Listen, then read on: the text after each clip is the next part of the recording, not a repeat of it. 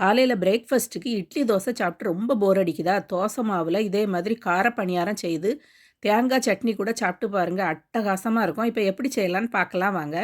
ஒரு பவுல்ல வந்து 1 கப் தோசை மாவு எடுத்திருக்கேன். ஒரு பெரிய வெங்காயத்தில வந்து பாதி அளவு சின்ன சின்ன பீஸா கட் பண்ணி எடுத்திருக்கேன். உங்களுக்கு வெங்காயம் நெறைய போடணும்னா, நீங்க முழு வெங்காயமே போட்டுக்கோங்க. ஒரு சின்ன சைஸ் கேரட்ட வந்து துருவி வச்சிருக்கேன். அதையும் சேர்க்கிறேன். 2 பச்சை மிளகாய் வந்து சின்ன சின்ன பீஸா கட் பண்ணி வச்சிருக்கத போடுறேன். உப்பு சேர்க்கிறேன். கருவேப்பிலை வந்து சின்ன சின்ன பீஸா கட் பண்ணி கொஞ்சம் சேர்க்கிறேன். சோடா வந்து 1/2 ஸ்பூன் போட்டுட்டு மாவை வந்து நல்லா மிக்ஸ் பண்ணணும். நான் வந்து தண்ணி எதுவுமே சேர்க்கல.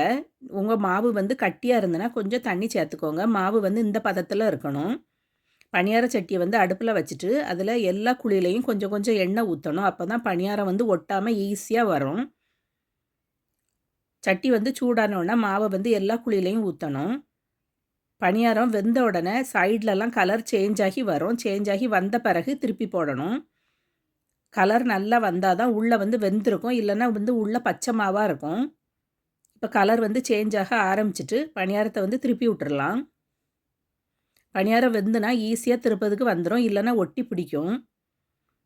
இப்ப அடுத்த பக்கமும் நல்லா வெந்து வரது வர வெயிட் பண்ணணும். நல்லா கோல்டன் ப்ரவுன் கலர் வரது வர வேக வச்சு எடுக்கணும். பணியாரம் வந்து இப்ப 2 சைடும் நல்லா வெந்து வந்துட்டு, பணியார சட்டியில வந்து எண்ணெய் ஊத்திட்டு நம்ம பணியாரம் ஊத்தியிருக்கிறதுனால, வெந்த உடனே பணியாரம் வந்து ஈஸியா வந்துரும். ஒட்டவே செய்யாது.